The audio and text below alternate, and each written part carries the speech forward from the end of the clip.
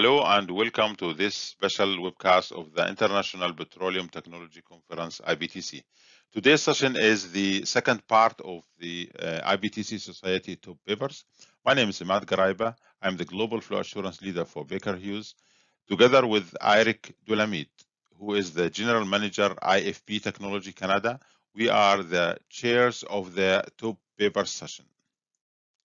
The IPTC top paper session is a special session featuring the top papers from the conference sponsoring association, namely the Association of Petroleum Geologists, the European Association of the Geoscientists and Engineers, EAGE, the Society of Exploration Geologists, SEG, and the Society of Petroleum Engineers, SPE. Today we will listen to two top papers from Giorgio Di Paola and Geir Karlsen, presenting their selected papers as top papers on various industry topics. Before we start the presentation, I would like to highlight that you will have the opportunity to have a Q&A session with the speakers. The live Q&A session will be held on Wednesday, 10th of March from 1 p.m. Kuala Lumpur time, which is the UTC plus 8 hours. You may start posting your questions today via the comments section. We will compile your questions to be addressed during the Q&A live session on Wednesday, 10th of March. Now I would like to welcome Giorgio Di Paola to give his presentation. Giorgio is the Reservoir Engineering Advisor with Repsol. He will deliver his speak on reinforcement learning for field development policy optimization. Welcome, Giorgio. Hi, my name is Giorgio Di Paola and I'm a reservoir engineer in Repsol Tech Lab. I will introduce the paper Reinforcement Learning for Field Development Policy Optimization. I am thankful for the possibility to present this work as one of the Society Top Paper 2020. Before starting, I'd like to acknowledge the work of the co-authors from Repsol Tech Lab and IBM Watson Laboratory, and Repsol for the continued support in research with the objective of net carbon neutrality in 2050. In this presentation, I review the goals and justification of this work. With a very simple example, I review the advantages of introducing sequential decision-making in E&P. I'll focus then in the application to a real reservoir and provide some validation to the results achieved before wrapping up with a conclusion. I will not enter in the details of the implementation, rather focus on the reason to introduce this new framework. I'm interested in extending this collaboration outside Repsol to generate a community working on AI for asset optimization. Here in the first page, I'm providing my personal details. Please reach out if you have any conclusion or if you want to join. For people listening about field development plan optimization for the first time, the scope is to optimize the well location, type, schedule, well control to maximize or minimize a certain utility function. Often this is related to a production KPI or an economic like a net present value. But at the operational level, it boils down to the question, where do I drill my next well? Well, despite the simple question, the answer might not be that straightforward. We can face two types of reasoning. One that we call static reasoning, where we optimize all action at once, and that is our standard asset optimization. Or a sequential one, where first we act, then we observed, we act again, and then we observed, and this is actually the proposed framework. This can become easier to understand with an example. So, we do not know what the subsoil looks like, provided we only have a partial view of it through the data that we have achieved, right? So this has as a consequence that we need a set of realization to forecast its possible future behavior. So if we look at an example like the one here, where we have a 10 realization to describe the subsoil, they are all different, and we can consider the yellow area as sand, so value 1, and the blue area as shale, so value 0. If I decide where to place my well, I will probably try to maximize the area in average where the yellow is. So looking in the average map, I will place the well as a picture, right? And I will sum them up as in value, average, and I will get a value of 2. Now, we have a different perspective with a sequential reasoning. What is the idea? We can place a first well, and then we can observe. If we act, for example, in position 1-1, we can observe in certain realization 1 and in certain realization 0. Means that we can validate or disprove some of the realization that we have identified. So my understanding after the first action has changed. I had a feedback from my reservoir. So why should I not use this for my next decision? So my second well, we will place knowing what is the actual state of the reservoir.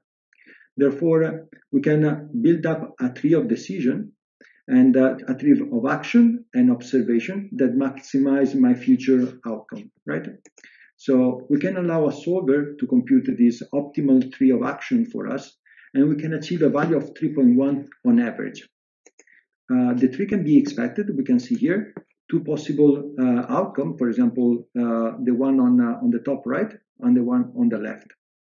If you see, the first well will be placed again in the same, but depending on what is my belief state by drilling the first well and getting the observation, then I will place the next wells in different positions, right? So sequential decision making is indeed an interesting framework for field development plan optimization, not only because it improves the actual economic indicator, but also because it has some interesting property with respect to uncertainty propagation and data assimilation. In terms of uncertainty propagation, for example, the idea is extremely, right? If we have a set of realization that have a clearly bimodal behavior, an expected net present value, so an average net present value computed across the realization, will provide a suboptimal decision criteria. So what I would like to have is to have enough data simulated to be able to falsify at some point some of the realization. And this data could be of any type, right? It could be a production time series if we keep producing more. It could be a seismic survey. It could be a well log. So what is interesting about this framework is we reconcile the planning, so the long-term plan, with the surveillance. And also we can identify the value of the information, of the observation that we are having. And if we have enough variety of the realization, then we can identify the realization that can break some of our contract, right? So we can have the optimal reactive decision making. So it's very interesting framework to be used for planning. Now, what is reinforcement learning? Reinforcement learning is about finding the best sequence of action that will generate the optimal outcome in terms of value. Based on the concept of an agent, which is the decision maker, that explores and interacts with an environment, in our case is the field, it applies action. In this case, our decision action is the drilling, that changes the state of the reservoir. We have a dynamic feedback based on the production, and we are collecting a certain reward that is our value. So there is a learning process that implies to readjust and modify the action that they're going to be taken to maximize the future outcome, so the MPV. We call it reward, the instantaneous benefit that we have in a specific state. And we call it value, the total expected reward from the state onwards into the future. So we can define the agent as a brain that takes an observation states and maps into the action with its reward, so the policy. The policy can be represented by a deep neural network that stores and consumes all necessary state and action. In this case, we are applying a Q-learning agent, you can see here in the top right corner, and we are approximating our environment with a deep learning forecast network. Here I'm adding a glossary that you can pause and review, and are the key terms for all the work with respect to reinforcement learning. So let's look at our use case. We want to optimize a field that we define as a field A based on maximize its net present value. And the idea is to locate two infill wells, one producer or one injector, given that we have already two pre-existing producers and one injector. If we see the reservoir, it has a non-trivial structure. It's an anticlinal, it has a strong aquifer, it has a sealing fault. So it's not a synthetic case. And the action space, it will be in terms of decision to drill a producer, an injector, or do nothing. we have a well control for pre-existing wells and target wells. And we identify that our decision is at delta timing of 30 days. There are constraints on where to locate the wells based on saturations. We have an interwell distance to respect and upper and lower limit for the well control. We optimize based on MPV with an analytical formula. One interesting point here is that we are approximating our surface model with a neural network. It's a sequence-to-sequence network.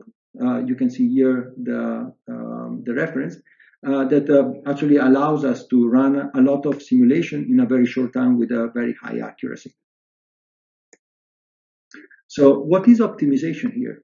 We have a training of an agent and an evaluation of this agent, which is basically how the agent is learning. We call the process of convergence, right? We call it a pseudo-learning curve because it's how the agent is learning from his experience. The blue points are the actual point that he has evaluated, and we can see that there is quite enough fluctuation, so there is quite a good ratio between exploration and exploitation. And the red curve is a moving average that shows an increase in the value function. If we take all these points and we map it in an histogram, we see that there is a clear bias towards the high net present value. And if we clip toward the very highest one and we plot in a map, we can see how the best well location for producer is in the top core, in the top of the reservoir. And there are two main regions where the well injector can be located. Okay. Now, how can we evaluate whether the DRL has performed positively, right? So here we came in with what we define the what-if scenario analysis. If we review all the possible combination that we can have in locating a producer and an injector with the size of the reservoir that we have, we can inspect about 600,000 simulation, right? So we can actually map it and work with a brute force and use a massive development scenario evaluation using our proxy model. This won't take longer than about 8 hours, so overnight. If we run all the possible simulation, then we can mark again, like it was done previously, an histogram of net present value. And again, if we clip in the same location, we have that the DRL with a much lower number of simulation, it gets equal or slightly better results than what we have in the brute force analysis. So this is very positive. First, because we see how a proxy model can support this type of new workflow. Second, because the DRL with very much little number of simulation is able to achieve very high performances. Now, building on this, we can also map all the possibilities in a map of net present value, where we can locate again the location of the producer and then injectors, and we can replicate the map that we had previously done with the DRL. So, if we look at the conclusion of this work, deep reinforcement learning for planning is a comprehensive framework capable of optimizing a development policy, well location, and control under uncertainty. Uncertainty propagation is inherent in the partial observable formulation, and it is the bridge between a surveillance and a planning optimization workflow. The environment for DRL agent can be run using a surrogate model for reservoir simulation, and this really enhances the capability of this work. So I'm open now to the question. So thank you very much for your audience. Thank you very much, Giorgio, for your great presentation. Next, I would like to welcome Mr. Geir Karlsen to deliver his presentation on preventing the next big well control events, a learning indicator approach. Geir has about 30 years of oil and gas experience, and he is the founder of Deep Ocean LLC. Hello. Thank you for joining us today. I will present an SPE paper, Preventing the Next Big Well Control Event, a Leading Indicators Approach. The paper was written by Dr. Nafis Tamim, Jim Pettigrew, Gert van Lopik, and myself, Geir Karlsen, as a co-author. And I will present that to you today, and thank you for attending. A little bit about the background and why we're here. we have over the years seen numerous industrial disasters, not just in upstream, not in downstream, not just in wells. There are all types of industries dealing with stored energy. And incidents, unfortunately, they keep happening over and over again.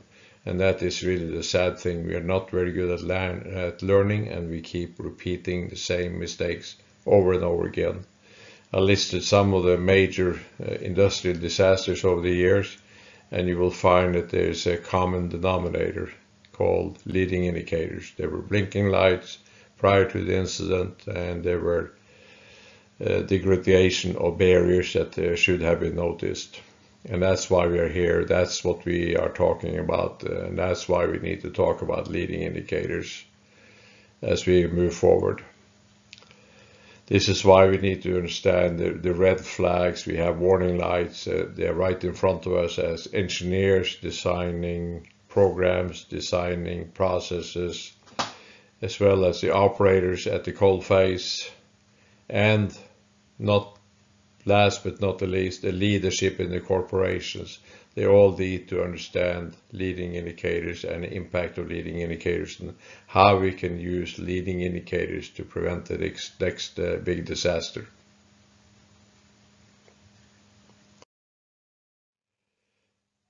Why, or the history of the project, I reached out in 2018 to Texas A&M. I knew they had a process safety center.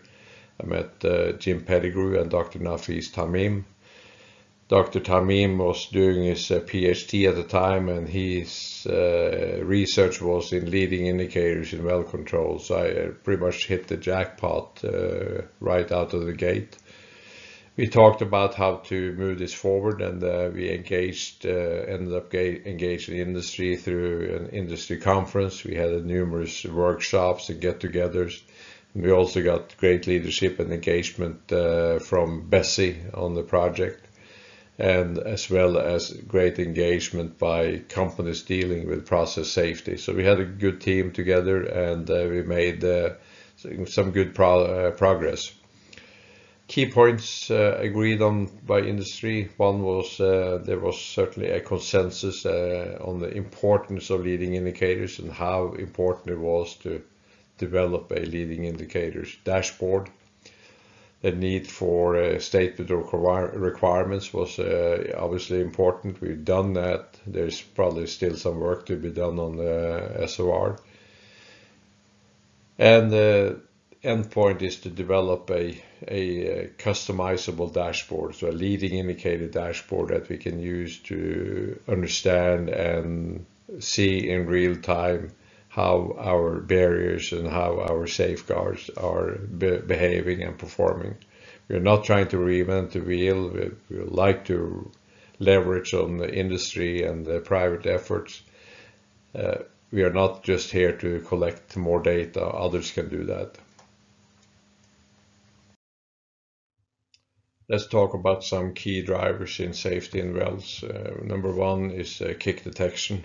Kick detection systems are complex. We are drilling more complex wells, more difficult wells. We're using underbalanced drilling with more complex engineering, more complex equipment. We are dealing with the information overload. We are drilling in deeper water. Are we using all the tools available to us, for example, in the tool basket? Are we cutting costs so we are not able to access the tools and the equipment we need? Do we know our barriers and what to look out for? Are barriers degrading and failing? These are all important factors in the kick detection system. Lagging indicators are incapable of revealing barrier weaknesses. We've seen that every time we have an incident. They do not give us indication of potential events. They are just like watching your rear view mirror in your car. You watch behind you to see what happened, but they are not really forward looking. And the incident have already taken place. A good example, I think, is the Deepwater Horizon back in 2010, April 20, 2010, when crew was receiving a safety award for good safety performance. And we know what happened the evening of the same day, evening of April 20, where we had the disaster on board the Deepwater Horizon. So process safety and leading indicators were not part of that conversation. Process safety practices and guidelines, they have not really been applicable to well operations, although I think it's getting better. Their primary focus in the past has been on downstream, on refineries, process operations, and addressing production-related losses. Emphasis has been on a consequence-based approach rather than a cost-based approach that we would like to see in leading indicators. Risk assessment in wells, for example, has its HACCPs. They have historically not included leading indicators. We have not been really good at understanding, using and tracking leading indicators. All of the red lights have been blinking in the past, and this needs to change. Our team believes that the industry needs a comprehensive framework to assess the entire well control system and take actions to understand the cumulative risk and how we can use leading indicators in well control and use leading indicators in other industries dealing with stored energy. Here's a couple of graphs showing cumulative risk. One is for the Deepwater Horizon blowout and the other one is for the Montara blowout. You could add the Oklahoma prior trust in the middle of this and it would look exactly the same. But the key here is to review the entire well construction process and develop a keen understanding of well control risk and use that and monitor the left-hand side of the bow tie and develop a system like we are proposing with leading indicators that we can monitor in real time the left-hand side of the bow tie. That would be a great step ahead. Here we see an example of the bow tie. You've probably all seen that in the past. In the middle you have the undesirable event. So in our case, a well control event. On the right hand side you have what I call the response side of the bow tie. On the left hand side you have the prevention side, and that's really the important part of the bow tie. The prevention side, we want to prevent an incident from ever happening again. So we list all the different risks in the bow tie, for example the well kick, and then you put in various barriers that you can put in place for a well kick. And then you look at each barrier and see what are the potential degrading factors that could hamper your operation.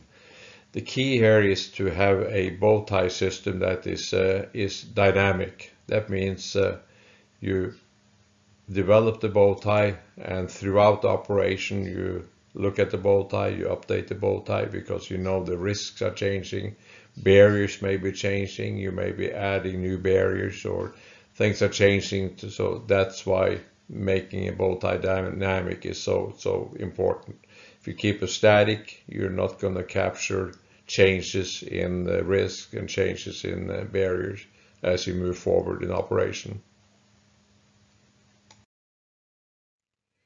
Here is the four-step process in developing sets of leading indicators. It starts with identification of initiating cause of barrier failure, identification of the associated barrier elements, and the influencing factors from operations, and last but not the least, the organizational factors, which are much more difficult to pinpoint and to identify.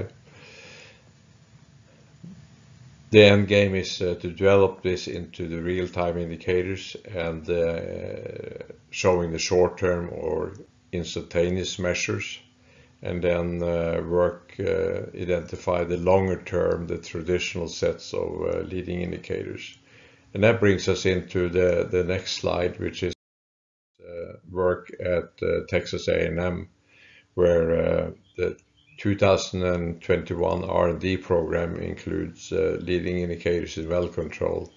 So part of that is develop the organizational factors, understand how the organizational factors play in, and together with the operational performance indicators, develop the leading indicator system and feed those into a predictive model that needs to be built, where the predictive models, you need to be able to weigh the various leading indicators, and then you output those into a live dashboard, a traffic light system.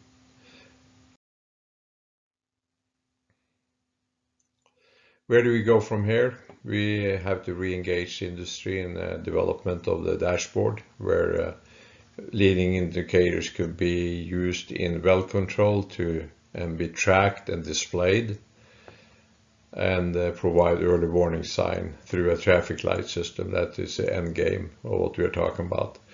And we have to implement the 4-step process to be able to build the model, build the predictive model, and build the output into the traffic light system, and integrate the process safety components to identify and define leading indicators based on a wide variety of factors that can be complex or can be less complex. But the key is collaboration with Texas A&M through an industry consortium arrangement. And for us, it's not really important who develops a dashboard or where it comes from, but it's really important that we get it developed, that we integrate it into operations, and we stop having all these industrial disasters that are really not necessary, but we need to do work and we need to use leading indicators as part of that. This slide shows the end game in the leading indicators dashboard development. It starts with the construction of bow ties and identification of failure mechanisms, the identification and definition following the 4-step process we discussed, and the construction of a probabilistic model that inputs into the dashboard. And the key issue, I think, here is for the dashboard to be able to visualize for the user and show the colors and the status of the barriers. Are the barriers failing? Are they degrading, or are they staying static? Are they okay? That's a really important part, to really be able to show how barriers are changing and what the risks are changing.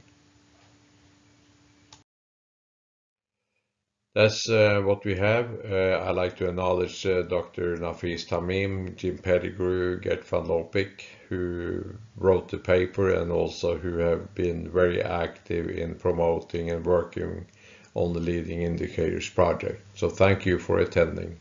Goodbye.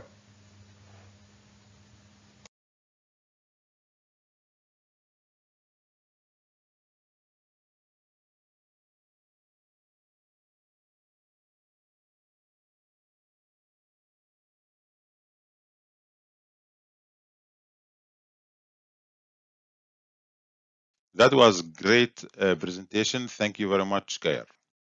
Big thank to our speakers for their insightful presentations. We hope you have enjoyed the session, and I would like to remind you that the live Q&A session will take place on 10th of March at 1 p.m. Kuala Lumpur time, which is the UTC plus 8 hours, streaming live across the IPTC social media. In the meantime, please visit 2021.iptcnet.org for more information about this and other activities of the conference. Thank you very much.